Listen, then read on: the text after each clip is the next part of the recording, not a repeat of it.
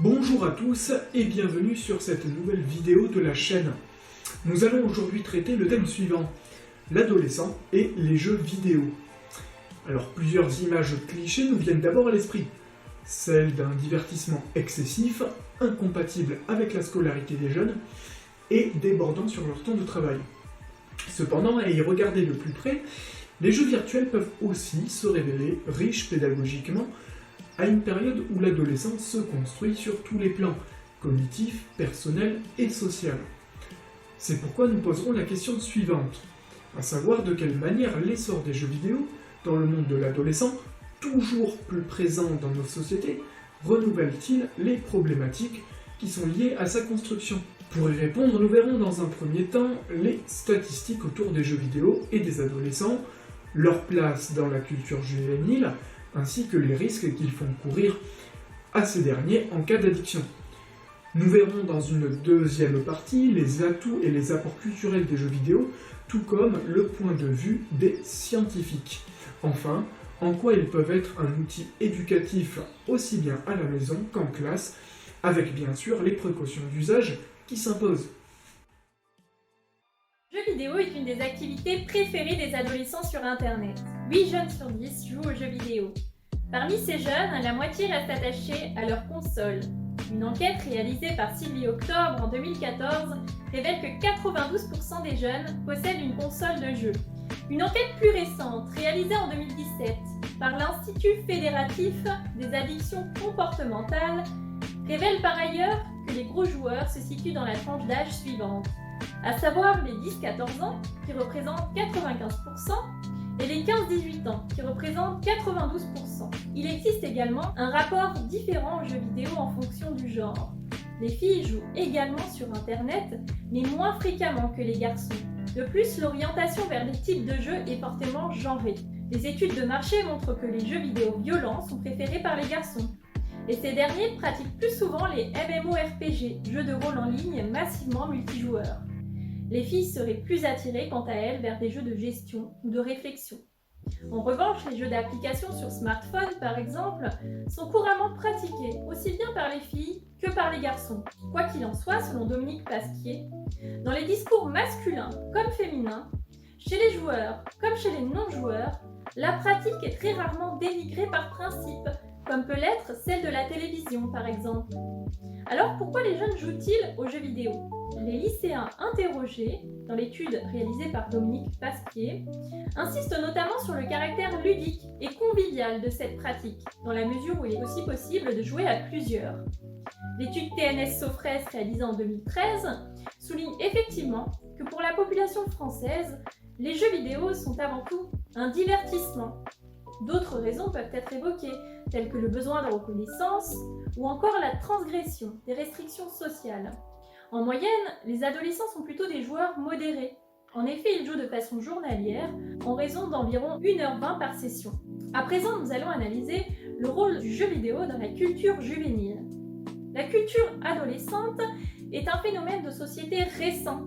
Dans un article paru en 2014, François Dubé explique que la culture juvénile moderne est née aux États-Unis à partir des années 1950.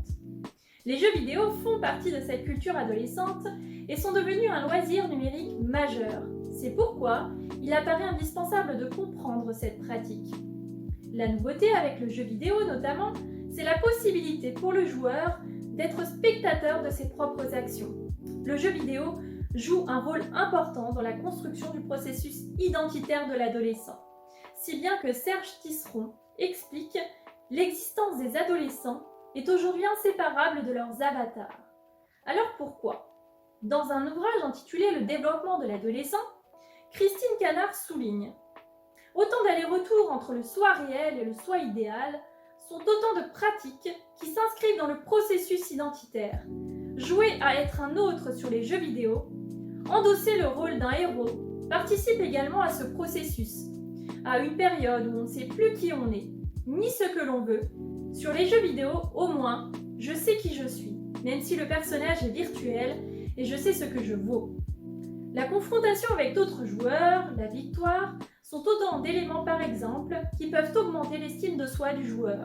Rappelons qu'effectivement, L'adolescence est une période de forte transformation, à la fois psychique et physique, mais également relationnelle, au cours de laquelle l'adolescent reconstruit son identité. Or, à travers le jeu vidéo, les adolescents peuvent reprendre le contrôle de leur image.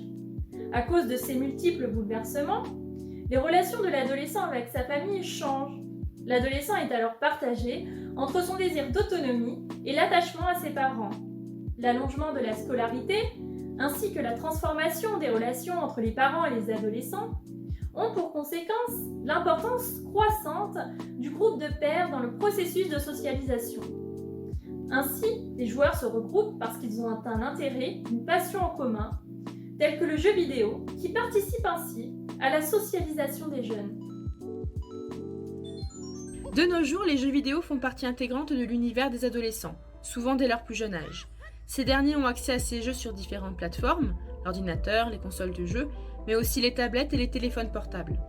L'omniprésence de ces jeux vidéo peuvent comporter des risques, il est alors important de l'encadrer l'usage pour éviter les pièges qui peuvent nuire au développement et à la santé de l'adolescent. Peu d'entre eux se sentent concernés par ces risques, or ce sont bien eux les plus exposés. Il est alors important de se demander si les jeux vidéo sont dangereux, en particulier au moment où l'adolescent se construit. Il existe une multitude de risques liés à leur utilisation, en particulier quand cette dernière est avec excès et sans maîtrise. Tout d'abord, lorsqu'un adolescent passe du temps devant un écran, il ne consacre pas ce temps à bouger et à s'activer physiquement, un frein donc pour l'activité physique nécessaire à son développement psychomoteur. De la même manière, la luminosité dégagée par les différents écrans tient le cerveau éveillé en réduisant le taux de mélatonine, l'hormone régulatrice du sommeil. On peut constater des répercussions sur son sommeil car le joueur addict a tendance à jouer même la nuit, écourtant ainsi son temps de repos. Parfois, l'addiction peut également se répercuter sur l'équilibre alimentaire. Une personne fragile qui présente une addiction aux jeux vidéo risque, en l'absence de prise en charge, de se retrouver tôt ou tard en état de souffrance psychique et de grande solitude. Il en résulte un mal-être évident. Si rien n'est fait pour lui permettre de rompre avec son addiction, le jeune est exposé peu à peu à l'échec scolaire et à une désocialisation. Il peut, à plus long terme, perdre l'estime de soi. Cette attitude emmène le joueur à une possible rupture du lien social. Au-delà du temps de jeu, il est également important de surveiller de près le contenu des jeux vidéo. De nombreuses études font d'ailleurs un lien entre la violence de certaines vidéos et l'éventail de comportements que l'adolescent est susceptible d'adopter par la suite. Le risque lié est d'apprendre à l'adolescent que parmi les solutions à un problème, plusieurs comportements violents sont possibles et efficaces, même valorisants.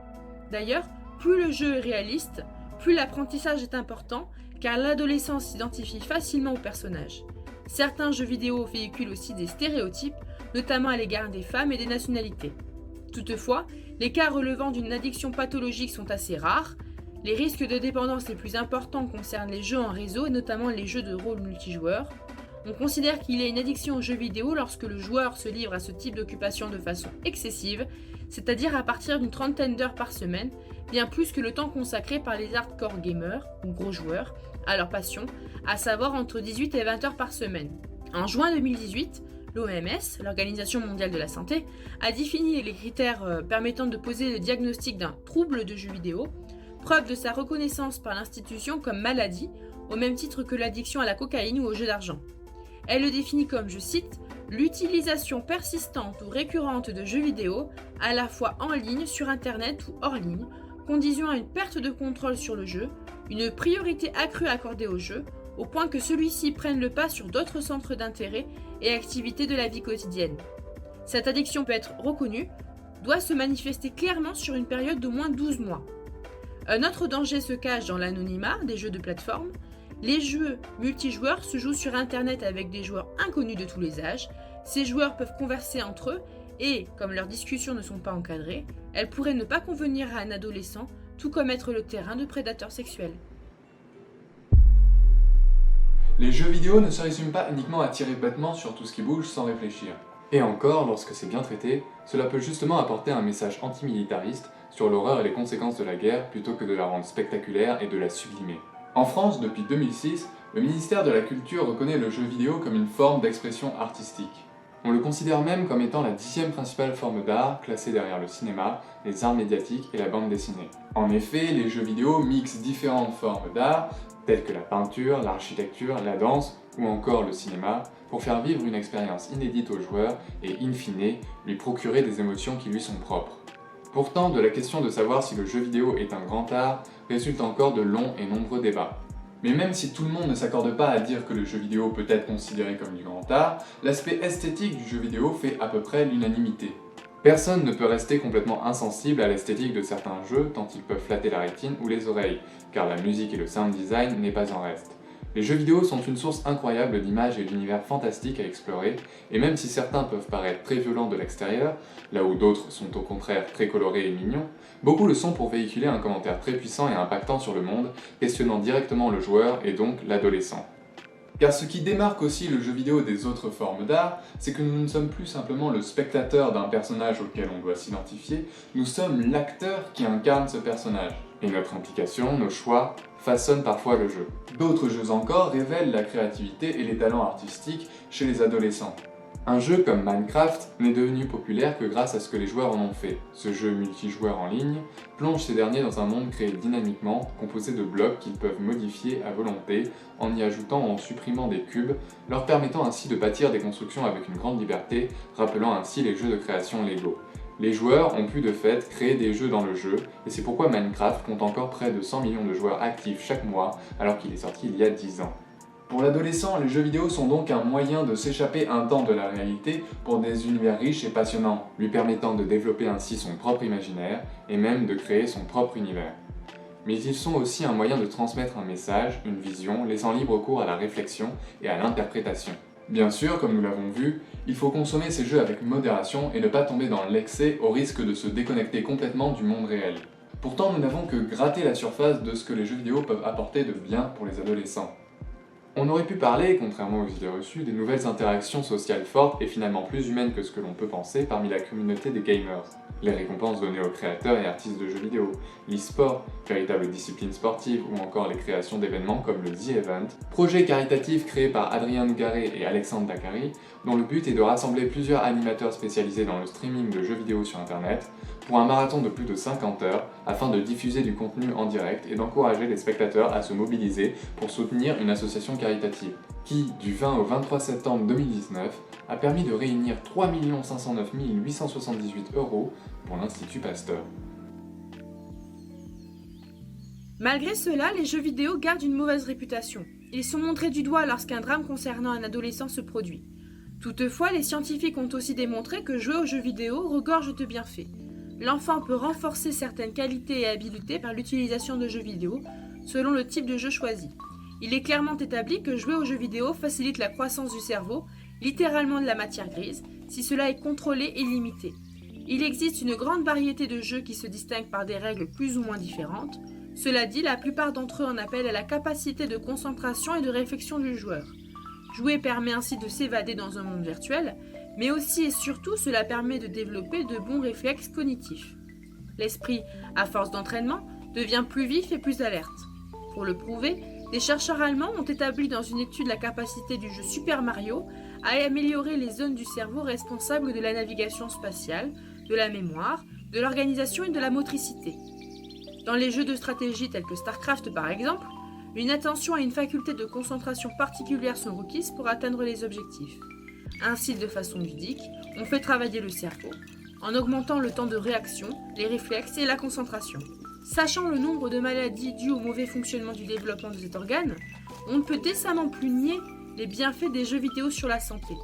Des études ont par ailleurs mis en évidence l'impact des jeux vidéo sur les enfants dyslexiques ou encore des victimes d'AVC. Une façon astucieuse d'amener les gens à socialiser et à développer les aptitudes nécessaires pour collaborer et travailler en équipe. Les jeux vidéo peuvent donc favoriser la création de liens avec les autres, au moment où l'adolescent a du mal à se socialiser en pleine construction. Certains jeux multijoueurs par exemple, les jeux d'énigmes, nécessitent un travail d'équipe et de la coopération, permettant un partage de leur centre d'intérêt.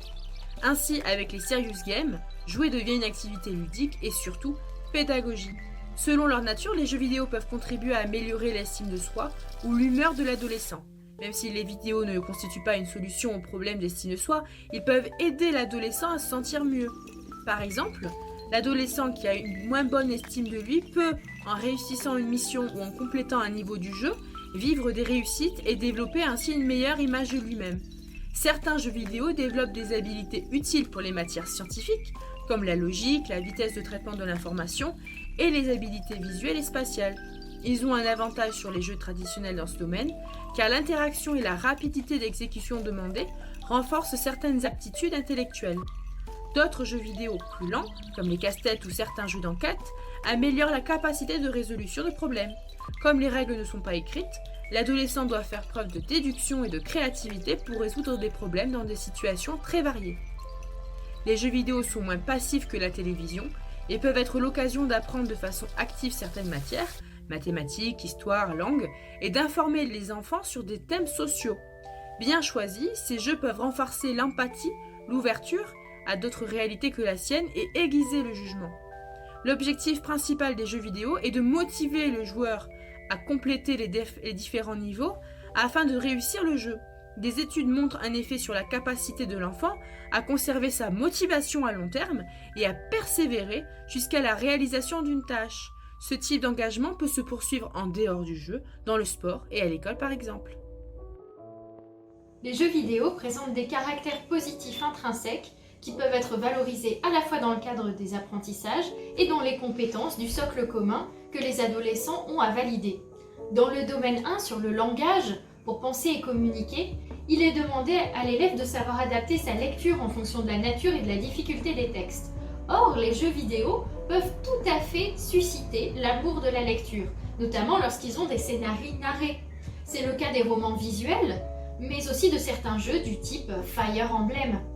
L'histoire est déterminée au départ, et le joueur, en fonction de ses actions et de ses interactions avec les personnages, influe sur le cours de son aventure. On attend aussi de l'élève qu'il soit capable de s'exprimer, d'argumenter, de raconter, de décrire, et cette compétence attendue peut être travaillée grâce à la pratique des jeux vidéo. En effet, lors d'activités en classe ou hors de la classe avec ses camarades, les adolescents peuvent être amenés à partager leurs expériences de jeu, leur manière de jouer, ce qu'ils en ont pensé, l'avancée de leur progression. Et peut-être, dans ce cadre, sera-t-il d'ailleurs davantage réceptif à la parole et au partage sur un thème qui lui plaît. Le socle commun insiste également sur la pratique des langues étrangères dont l'adolescent doit comprendre des messages oraux et écrits pour communiquer ensuite à l'oral. Dans le cadre des jeux vidéo, l'élève peut être amené à mobiliser une autre langue. Certains producteurs de jeux, qui ne sont pas très connus, publient sur des plateformes d'achat comme Steam des jeux accessibles, mais qui sont la plupart du temps diffusés en anglais. En jouant, l'adolescent peut capitaliser du vocabulaire et se confronter quotidiennement à une langue qui n'est pas la sienne, ce qui peut lui permettre de progresser. Le jeu vidéo peut aussi amener l'élève à s'intéresser à la construction même et au programme, au codage, ce qui est valorisé dans le socle commun par la connaissance des langages mathématiques, scientifiques et informatiques. Il arrive d'ailleurs que la pratique des jeux vidéo soit associée à la tenue de forums sur les mêmes thèmes qui mettent en relation différents joueurs. L'adolescent est donc amené à utiliser des outils de ce type pour échanger et communiquer, ce qui est aussi attendu dans le socle commun de compétences. Et si l'élève se fait producteur de jeux vidéo, ces jeux vidéo peuvent être l'occasion pour l'adolescent de s'exprimer, d'un point de vue également artistique, puisque nous l'avons vu, les jeux vidéo présentent toutes ces qualités. Cela rentre ainsi dans la compétence comprendre et s'exprimer en utilisant le langage des arts. On peut même considérer que les jeux vidéo peuvent accompagner indirectement l'adolescent dans la capacité à planifier, comprendre les consignes, développer des compétences d'attention, de concentration, qui entrent dans les objectifs de compétences et de connaissances dans l'organisation du travail personnel. On lui demande de savoir identifier un problème et de s'engager dans une démarche de résolution. Or, certains jeux demandent ces compétences. Je pense ici à Professeur Layton ou à Animal Crossing. En définitive, ce qu'on peut dire sur le jeu vidéo, c'est que par les qualités qu'il peut permettre à l'adolescent de développer, il s'insère complètement dans les compétences attendues du socle commun. Toutefois, gardons à l'esprit que cela dépend à la fois de la pratique de l'adolescent et du choix des jeux, ce qui nécessite forcément une part de prévention. La prévention concernant les jeux vidéo a toute sa place dans la classe, d'autant plus si celui-ci devient un outil d'apprentissage. Nombreuses sont les démarches sur Internet soutenues par l'État qui mettent à disposition des fiches de renseignements ou des exercices pour les enseignants afin de sensibiliser en classe les adolescents sur les pratiques parfois jugées excessives des jeux vidéo. L'enseignant a ainsi un rôle clé dans la prévention parce que d'une part, il peut aider à l'identification des potentiels adolescents touchés par une addiction et d'autre part, il fait de la sensibilisation. La prévention en classe peut être comptée comme plus efficace, ou peut-être efficace, parce qu'elle constitue un individu tiers. Si l'adolescent a du mal à prendre en compte la parole parentale, il aura une autre voix par le biais de son établissement. Dans le même temps, les jeux vidéo sont aussi l'occasion d'organiser des projets pluridisciplinaires au sein des équipes pédagogiques. Cela peut donner lieu à des activités plus vastes, je pense ici à des expositions qui peuvent mettre en valeur le travail d'adolescents qui, dans le cadre de leurs recherches, auront été sensibilisés aux risques des jeux vidéo et pourront toucher un public plus large dans l'ensemble de l'établissement. Les établissements ont aussi la capacité d'encadrer ce type d'activité en créant des clubs notamment. Mais plusieurs sites comme Pédagogeux, un collectif soutenu par l'État, rappellent néanmoins que la responsabilité découle d'abord des parents. Et à ce titre, le site met à disposition des conseils simples afin d'éduquer les parents au monde virtuel et les aider à surveiller les pratiques de leurs adolescents. Il souligne ainsi l'importance de mettre en place des temps de jeu et de les limiter, d'utiliser le contrôle parental des consoles, ainsi que de bien choisir les jeux à l'achat. Il détaille ainsi la classification PEGI, qui par des pictogrammes en thème et en âge, permet de s'orienter dans le contenu des jeux vidéo. La prévention aux jeux vidéo est nécessaire. Sensibiliser, éduquer aux bonnes pratiques et faire prendre conscience des risques permet d'avoir un usage raisonné et raisonnable des jeux vidéo et ainsi de ne tirer d'eux que des avantages. En plus de la prévention et de l'aspect cognitif, il est pertinent de discuter des jeux vidéo et de les utiliser en classe pour des raisons plus culturelles et pédagogiques. Tout d'abord, le simple fait d'évoquer les jeux vidéo en classe peut réveiller l'intérêt des adolescents pour le cours.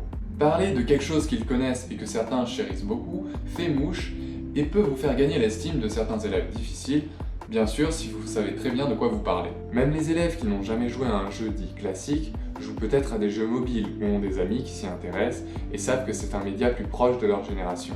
Attention néanmoins à ne pas trop dériver vers des points hors sujet et de faire de la publicité en incitant à trop jouer.